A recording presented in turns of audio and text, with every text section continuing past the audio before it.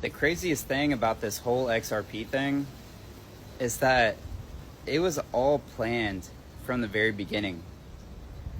When you know how the government and the powers that be play the game, you can't get played, and you understand what their next move is.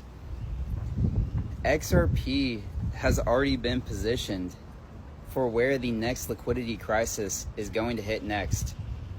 I made a video several months ago, back in November, about the next liquidity crisis hitting Japan.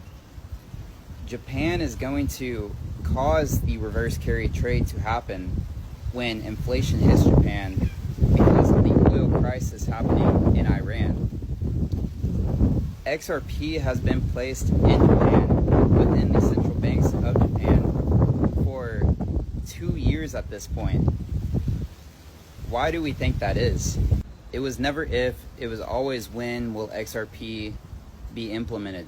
When will XRP be needed?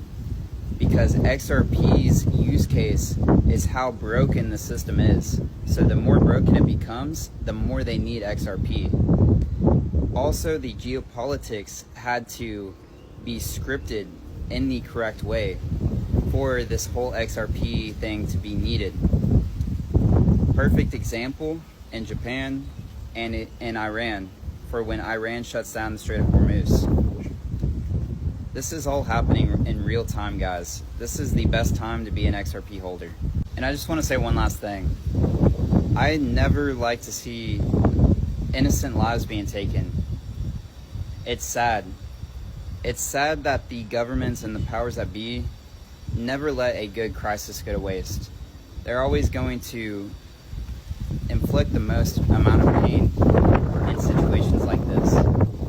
This is why we need to take sovereignty and back into our own hands.